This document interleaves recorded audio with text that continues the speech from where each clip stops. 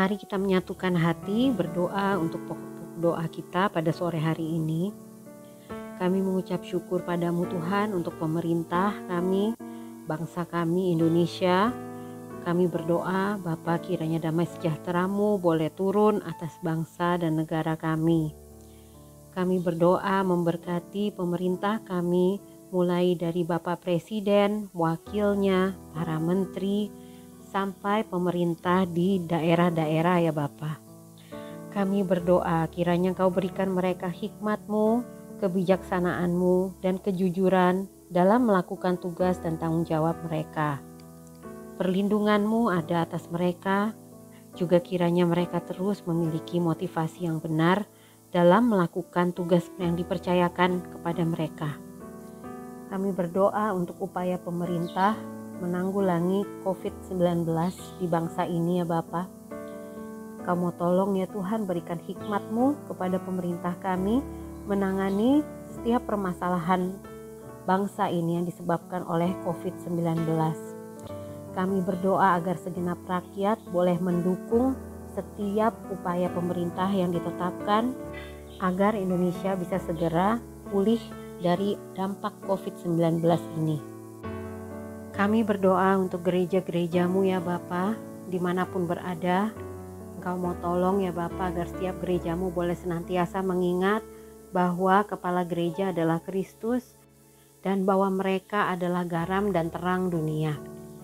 Kami berdoa untuk gereja-gereja di Indonesia ya Bapa, kami berdoa untuk kesatuan dan kiranya gereja-gereja ini menjadi berkat dan terus setia mengajarkan firman-Mu kepada jemaat-jemaat yang dipercayakan kepada mereka.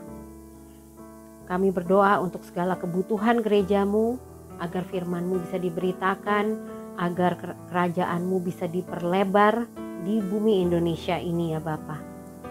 Kami berdoa untuk para misionaris dimanapun mereka berada, segala kebutuhan mereka Engkau cukupkan ya Tuhan, dan pertolongan-Mu atas setiap pelayanan yang mereka lakukan agar kerajaan-Mu diperlebar di Indonesia atau dimanapun mereka berada. Kami berdoa untuk para pemimpin gereja kami, Bapak Timotius Arifin, Bapak Roni Daud Simeon, juga Pastor Doni. Kiranya Kau terus tambahkan hikmat-Mu, tambahkan kemampuan untuk mereka boleh mengerti isi daripada Alkitab dan mereka boleh menerapkannya, mereka boleh mengajarkannya dengan sungguh-sungguh kepada setiap jemaat yang dipercayakan kepada mereka. Engkau tolong setiap kebutuhan mereka ya Bapa, Engkau saja yang mencukupkan. Yang berdoa untuk kesehatan dari para pemimpin kami, Engkau jaga, Engkau pulihkan bila ada yang mengalami sakit ataupun kelemahan tubuh ya Tuhan. Kami bersyukur untuk setiap pemimpin kami, untuk pemeliharaan-Mu atas mereka. Kami berdoa untuk jemaat GBI Rock Karawaci saat ini, mereka yang sedang berdoa bersama-sama, mereka yang mungkin belum bisa berkumpul saat ini. Bapa, kami berdoa penyertaan-Mu, perlindungan-Mu, damai sejahtera-Mu, kekuatan yang daripada-Mu, pengharapan yang daripada-Mu senantiasa menyertai mereka ya Tuhan. Saat ini bila ada yang mengalami sakit, penyakit atau kelemahan tubuh, Bapa Engkau mau tolong belas kasihan-Mu atas mereka Tuhan, dan berikan kesembuhan bagi setiap jemaat-Mu. Kami berdoa untuk hikmat-Mu agar setiap jemaat-Mu senantiasa boleh rindu untuk terus bertumbuh, untuk terus belajar firman-Mu, mengalami kemenangan demi kemenangan dalam hidup mereka. Kami berdoa agar jemaat-Mu semakin hari semakin bertumbuh dan semakin kuat di dalam Engkau, semakin teguh berdiri di atas dasar firman-Mu ya Bapa. Kami bersyukur untuk setiap jemaat-Mu dan kami percaya Engkau selalu setia dalam hidup setiap daripada mereka. Kami berdoa untuk rencana dimulainya kembali ibadah, Bapa, kami serahkan di dalam tangan-Mu. Engkau sendiri yang meneguhkan setiap hati kami, agar kami bisa memulai ibadah nanti dengan hati yang tenang, hati yang sepenuhnya percaya kepadamu, bahwa Engkau memegang kendali atas hidup kami dan Engkau berdaulat atas hidup kami. Kami bersyukur Bapa, kami percaya pada saat kami bersehati berdoa, Kristus hadir dan mendengarkan setiap doa-doa kami. Di dalam nama Yesus kami berdoa. Amin.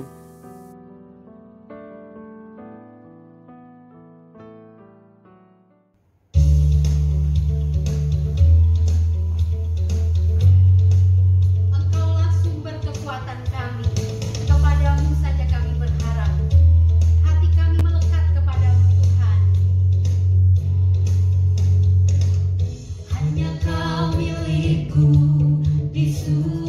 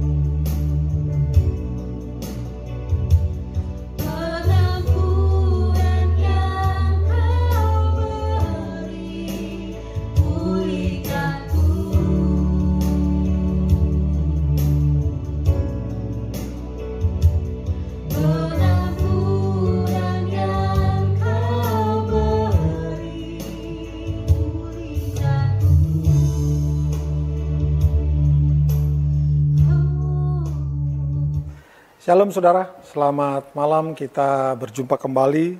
Kita akan sama-sama membahas kebenaran firman Tuhan dari satu ayat yang akan kita baca malam hari ini. Sebelumnya mari kita berdoa terlebih dahulu saudara. Bapa Surgawi, kami bersyukur untuk pemeliharaan Tuhan atas kehidupan kami, penyertaan-Mu yang sempurna kepada setiap daripada kami. Engkau mengaruniakan kami kekuatan, kesehatan, damai sejahtera, sukacita sampai hari ini Tuhan. Bapak, malam hari ini kami di tengah-tengah ibadah kami mau belajar kebenaran firman. Mari Engkau berbicara kepada setiap daripada kami, supaya kami lebih jelas apa yang Engkau ingin kami lakukan dalam hidup ini. Terima kasih ya Bapak, kami bersyukur dan biarlah sepanjang firman Tuhan disampaikan, hati kami seperti tanah yang subur, yang siap ditabur oleh kebenaran firman Tuhan dan yang akan berbuah 100 kali ganda perubahan hidup, supaya nama Tuhan saja yang dipermuliakan. Terima kasih Bapa, dan di dalam nama Tuhan Yesus kami berdoa. Amin. Baik saudara, siapkan mungkin Alkitab saudara dan alat tulis saudara. Kita akan membahas satu ayat ya, dua ayat lah. Kita ambil dari dalam Yohanes 8, 31 sampai dengan 32. Saya mengingatkan bahwa kita masih tetap ada di dalam tema equipping, ya, equipping. Jadi saya percaya kita diperlengkapi itu dengan firman Tuhan itu yang tepat. Karena firman Tuhan itu sumber dari segala sesuatu yang kita bangun. Firman Tuhan adalah dasarnya saudara. Seperti minggu lalu saya sudah sampaikan bahwa orang yang mendengar firman dan yang melakukannya, dia disebut orang bijaksana yang membangun rumahnya di atas dasar batu. Dan pada saat permasalahan datang, hujan, angin, badai, dan juga banjir, rumah itu tetap berdiri teguh. Tapi sebaliknya orang yang dengar firman dan tidak melakukannya, dia disebut orang bijaksana. Dia juga membangun rumah tapi dasarnya itu pasir. Permasalahan yang sama datang, rumah ini hancur karena dibangun di atas dasar pasir. Nah, saya kembali mengingatkan bahwa kita perlu membangun segala sesuatu dalam kehidupan kita ini adalah di atas dasar kebenaran firman Tuhan. Karena ini adalah dasar yang kuat, yaitu kita membangun kehidupan kita, kita membangun usaha kita membangun rumah tangga kita membangun hubungan dengan orang lain di atas dasar kebenaran firman Tuhan. Bahkan kita membangun gereja pun di atas dasar firman Tuhan. Ya. Dan kalau kita mengingat beberapa waktu lalu, saya juga menyampaikan bahwa bagian yang terpenting dalam suatu ibadah adalah kita mendengarkan suara Tuhan. Nah, suara Tuhan ini memang bagian yang sangat penting, saudara-saudara ya. Karena itu adalah seperti dasar yang kita bangun. Anda kalau memperhatikan gedung-gedung pencakar langit, bangun ke atas gampang, tetapi bangun ke bawah, membangun fondasi itu jauh lebih mahal dan jauh lebih lama. Karena memang membangun dasar. Nah memang dasar ini yang harus kita bangun terus, kita bangun. Jangan pernah meletakkan suatu bangunan apapun tanpa ada dasar. Ya, artinya Anda jangan melakukan apapun juga tanpa ada dasar kebenaran firman Tuhan dalam hal ini. Kalau kita melakukan kebenaran firman Tuhan, maka saya percaya itu adalah dasar yang kuat. Dasar yang teguh yang akan menjamin semua yang kita kerjakan itu akan berdiri kokoh, dan semua yang kita kerjakan ini akan terus bertahan di dalam keadaan situasi apapun dalam dunia ini. Nah saudara, malam hari ini saya akan mengajak saudara membuka dari dalam Yohanes 8 ayat 31 sampai dengan ayat yang ke-32. Kita baca bersama-sama, saudara bisa catat ayatnya. Dan mungkin saudara siapkan catatan, mungkin kalau nanti ada sesuatu hal yang saudara dapat dari pembacaan-pembacaan kita. Yohanes 8, 31 sampai dengan 32. Saya akan bacakan kepada Anda. Maka katanya kepada orang-orang Yahudi yang percaya kepadanya, jikalau kamu tetap dalam firman-Ku, kamu benar-benar adalah murid-Ku. Ya, saya ulang lagi saudara. Maka katanya, di sini adalah Yesus, kepada orang-orang Yahudi yang percaya kepada Yesus. Jikalau kamu tetap dalam firman-Ku, maka kamu benar-benar adalah muridku. Dan ayat 32, dan kamu akan mengetahui kebenaran, dan kebenaran itu akan memerdekakan kamu. Perhatikan baik-baik saudara-saudara ya. Di situ orang sering membaca dari ayat 32-nya. Dan kamu akan mengetahui kebenaran, dan kebenaran itu akan memerdekakan kamu. Tapi kita harus melihat dari ayat 31 ya. Maka katanya kepada orang-orang Yahudi yang percaya kepadanya, jikalau kamu tetap dalam firman-Ku, kamu benar-benar adalah murid-Ku. Jadi kalau kita membaca sekilas saudara-saudara, untuk mengetahui firman yang membebaskan tadi, firman yang memerdekakan ini harus melalui step di atasnya ya. Nah kita baca dulu sebentar di dalam terjemahan lama, ayat 31 terjemahan lama. Lalu kata Yesus kepada orang-orang Yahudi yang percaya akan Dia, jikalau kamu ini berpegang teguh pada perkataanku, baharulah dengan sesungguhnya kamu menjadi murid-muridku. Itu ayat 31 ya.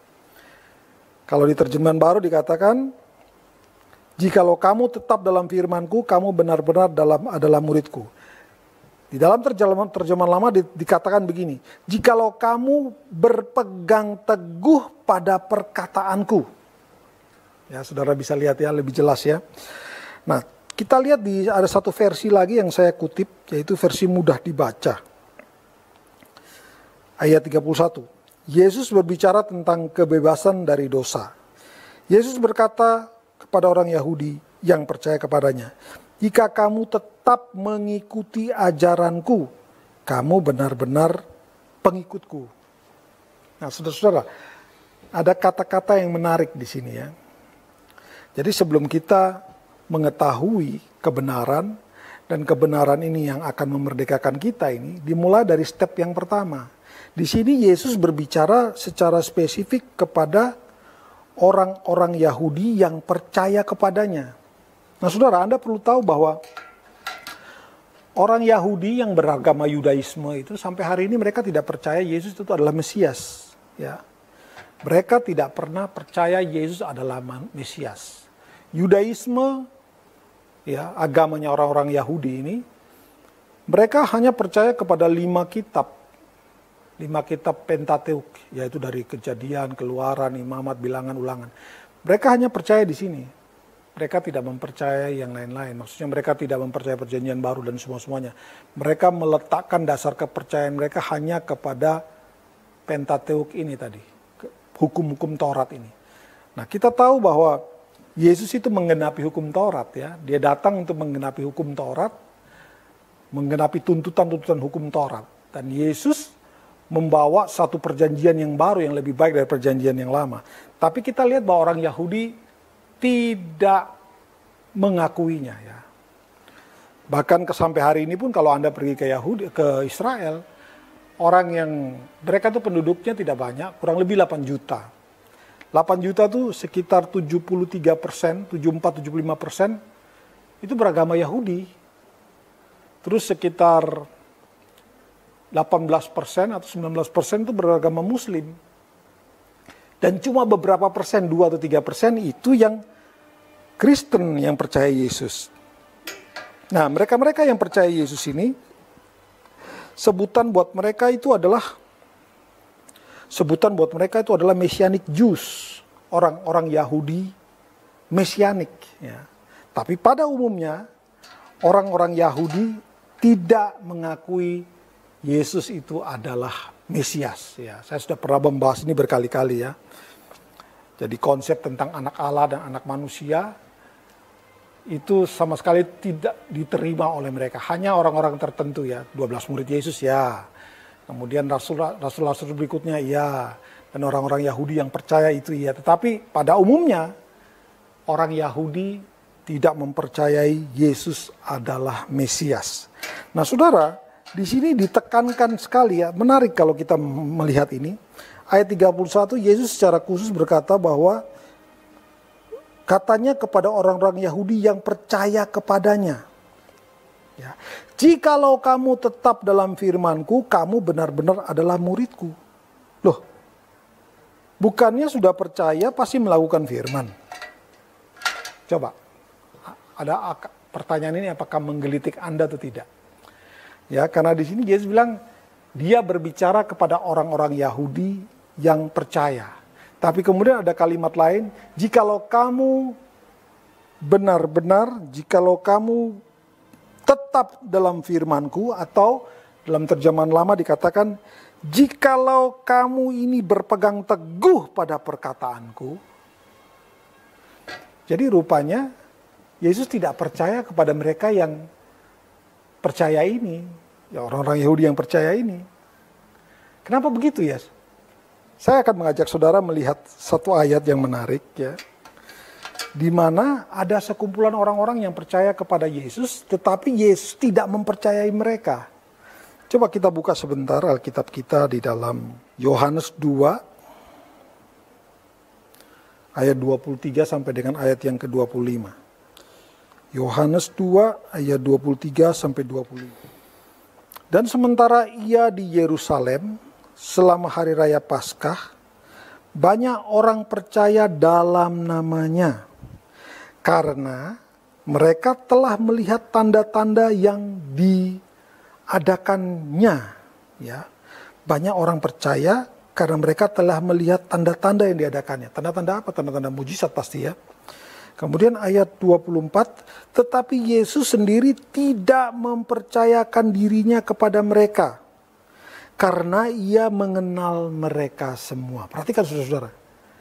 Yesus sendiri tidak mempercayakan dirinya kepada mereka. Tapi mereka percaya Yesus. Tapi Yesus berkata dia tidak mempercayakan dirinya kepada mereka. Ayat 25. Dan karena tidak perlu seorang pun memberi kesaksian kepadanya tentang manusia, sebab ia tahu apa yang ada di dalam hati manusia. Perhatikan saudara-saudara. Inilah bahayanya kalau kita cuma percaya kepada Yesus karena melihat tanda-tanda. Yesus sendiri tidak percaya kepada mereka yang tadi dikatakan percaya kepadanya. Yesus expect orang-orang itu percaya kepada dia karena mendengar kebenaran firman Tuhan. Tapi di sini dicatat bahwa mereka percaya karena melihat tanda-tanda ajaib dan mujizat yang dilakukan oleh Yesus. Tapi Yesus sendiri tidak percaya kepada mereka. Nah, coba kita hubungkan dengan Yohanes 8 ayat 31.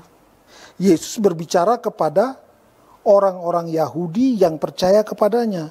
Jikalau kamu tetap dalam firman-Ku, kamu benar-benar adalah murid-Ku. Jadi seolah-olah Yesus gak percaya sama mereka. Ya kan, kalimat ini kalau saudara perhatikan baik-baik. Yesus bicara kepada mereka orang-orang percaya. Kamu benar percaya nih sama saya. Buktinya mana? Itu kira-kira kata-kata itu yang kalau dibuat lebih sederhana. Yesus bertanya, buktinya mana? Karena Yesus tidak percaya mereka. Karena mereka cuma percaya dari melihat. Melihat tanda-tanda mujizat yang terjadi. Saudara, berbahaya sekali ya kalau kita hanya percaya Yesus karena kita melihat tanda-tanda mujizat ya. Kepercayaan Anda itu tidak sekuat seperti Anda mendengar firman Tuhan itu sendiri. Kalau kita hubungkan dengan yang minggu lalu kita bahas, dasar yang benar adalah kita mendasarkan iman kita kepada kebenaran firman Tuhan. Bukan kepada tanda-tanda mujizat. Coba Anda perhatikan hari ini. Orang lebih tertarik dengan tanda-tanda mujizat. Mereka kurang tertarik dengan firman Tuhan. Mereka kan punya banyak alasan. Bosan.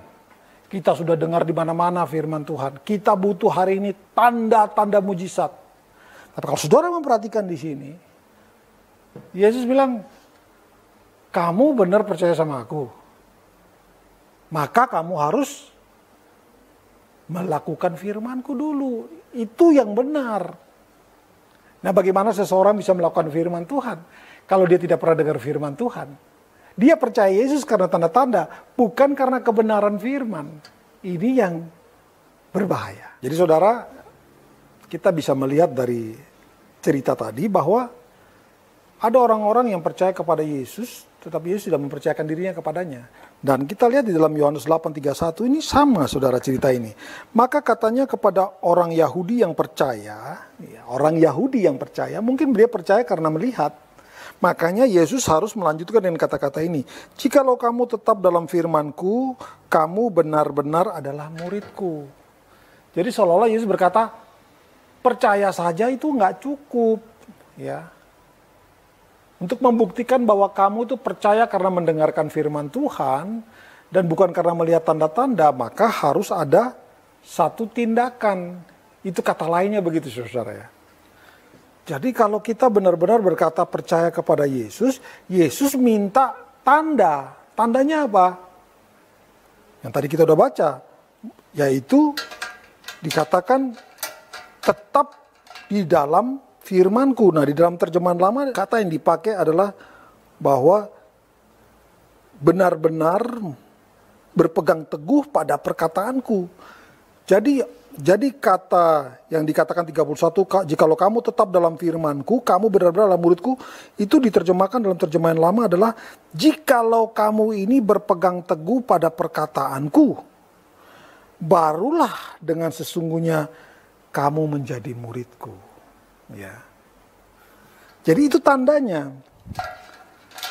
Tandanya bahwa seseorang percaya kepada Yesus adalah dia berpegang pada perkataan firman Kristus.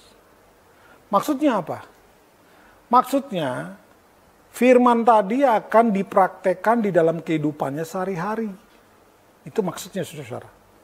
Apapun yang Anda hadapi, Anda menggunakan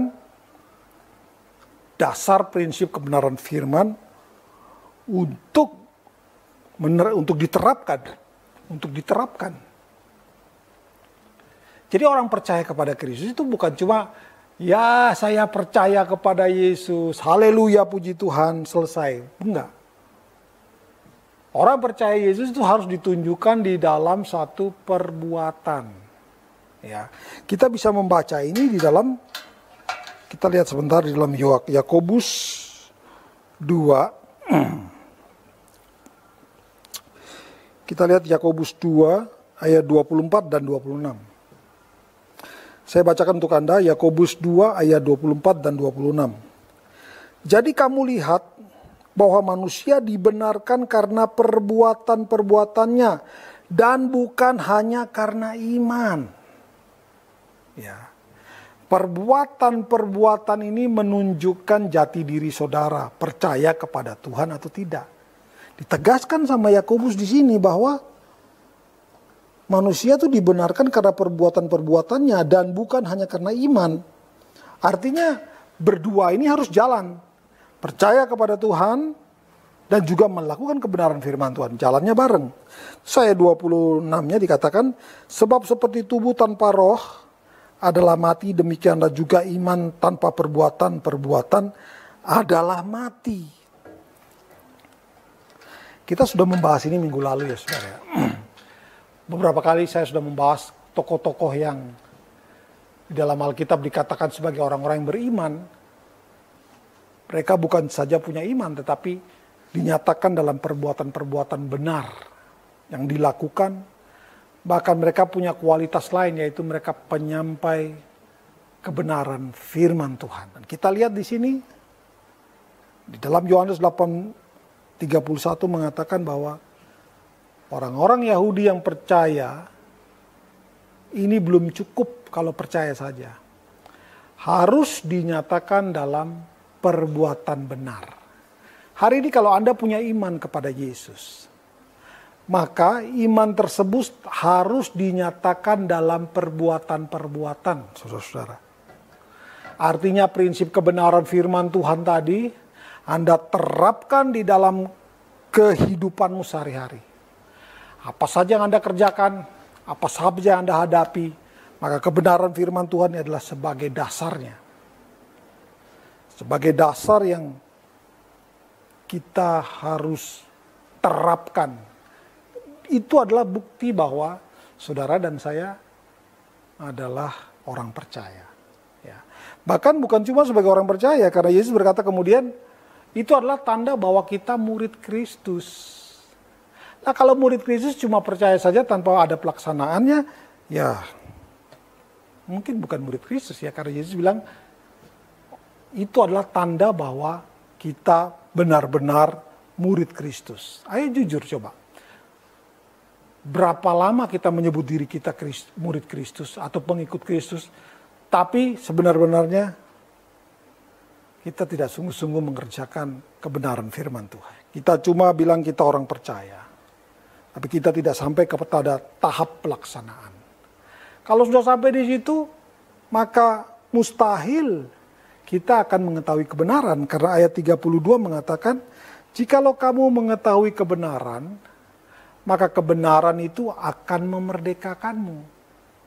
Ya saudara-saudara, kita tidak pernah lakukan firman Tuhan, ya tidak akan pernah mengetahui kebenaran yang sejati.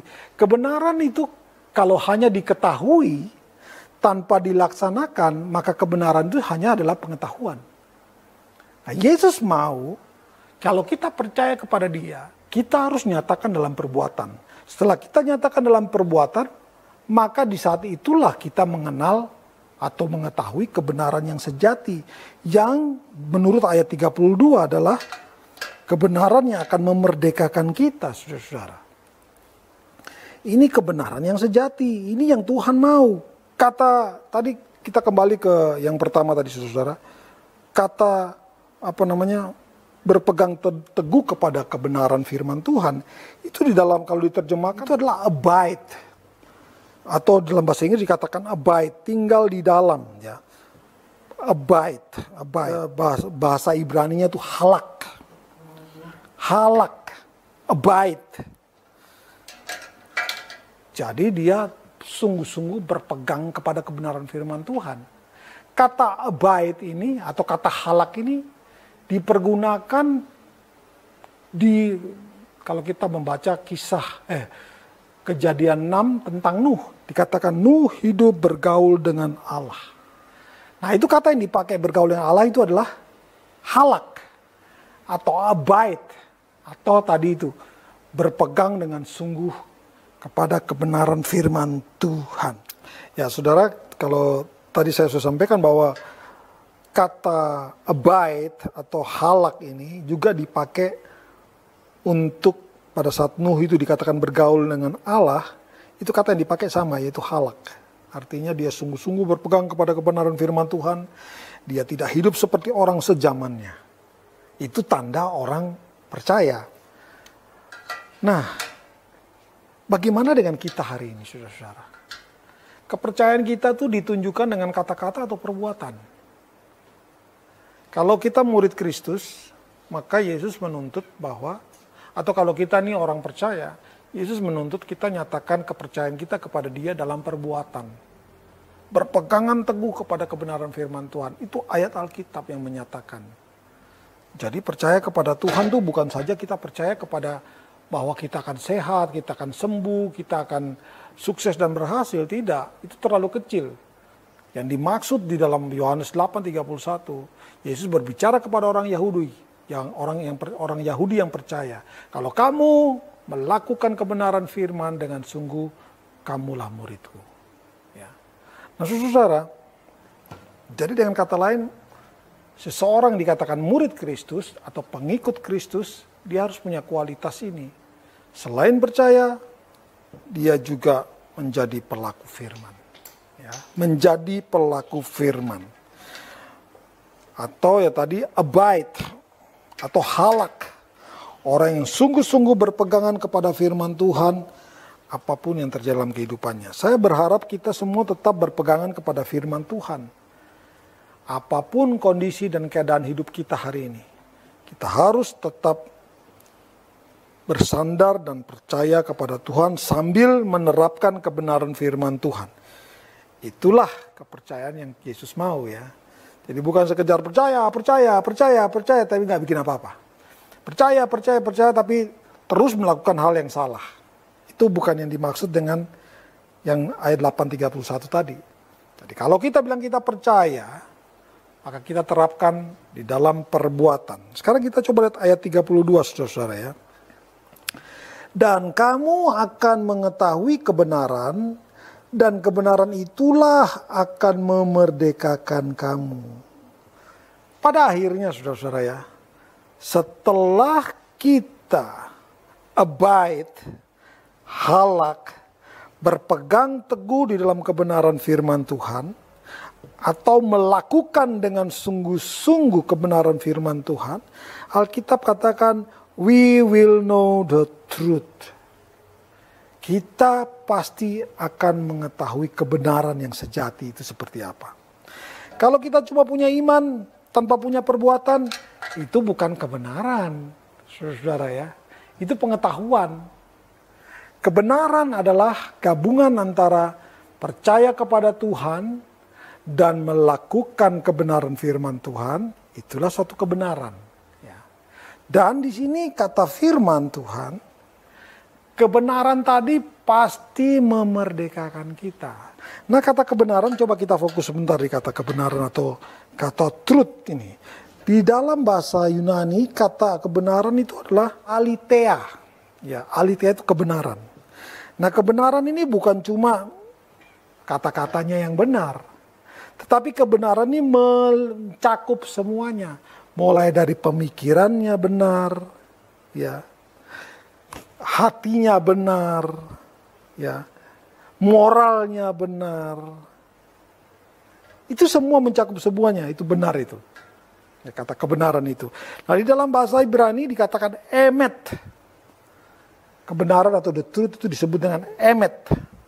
Datang dari 3 huruf Yunani, huruf Ibrani, yaitu alef, mem, dan taf. Ya, alef, mem, dan taf.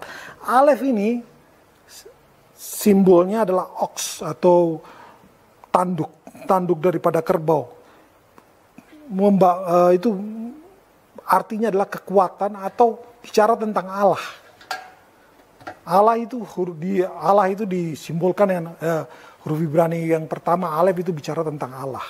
Dan kedua mem atau air itu bicara tentang kekacauan. Terus diakhiri emet, kata ketiganya, huruf ketiga adalah taf. Taf itu bentuknya cross, lambangnya cross, artinya the truth atau Son of God atau Yesus Kristus. Jadi saudara lihat, kebenaran itu ada Allah, ada kekacauan, tetapi ada kebenaran di situ. Kekacauan tidak akan bisa mengalahkan kekuatan daripada Allah. Kalau kita melakukan kebenaran, maka kekacauan itu disingkirkan. Itulah kebenaran yang didapat dari melakukan kebenaran firman Tuhan. Kita disebut sebagai suatu kebenaran, dan kebenaran ini akan memerdekakan kita. Ada emet tadi itu kan ada chaosnya.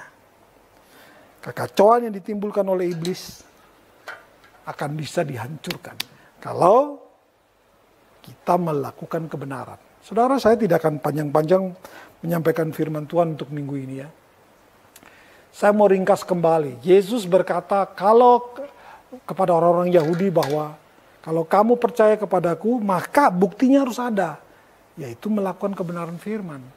Dan kalau kita melakukan kebenaran firman Tuhan, maka kamu pasti tahu kebenaran yang sejati. Nah, kebenaran yang sejati ini akan menghancurkan kuasa daripada iblis. Amin, saudara.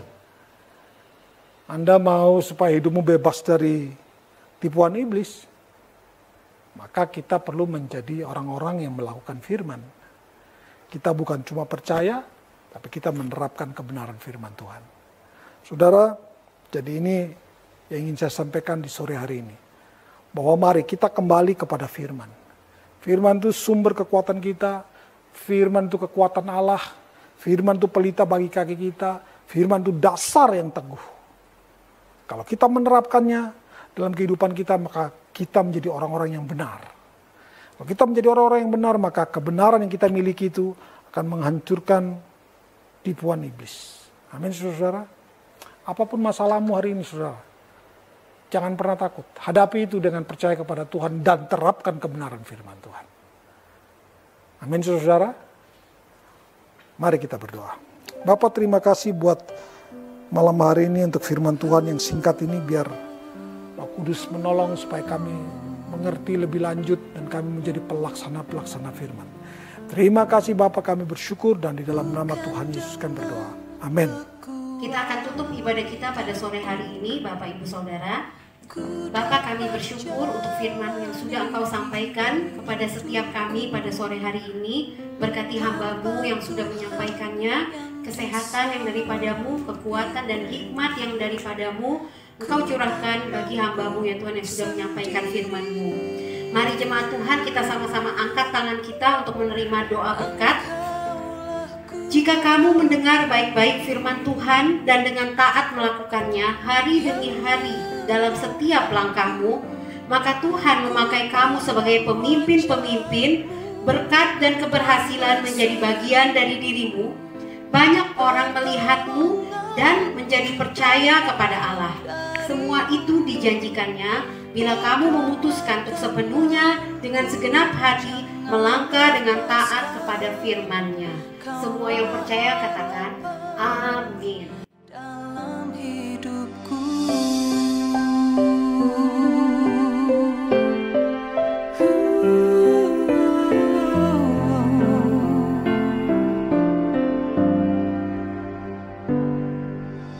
bukan dengan kekuatanku ku dapat jalani hidupku tanpa Tuhan yang di sampingku. Ku tak mampu sendiri. Engkaulah kuatku yang menopangku. Ku pandang wajah-Mu dan berseru, pertolonganku datang dari-Mu. Pegang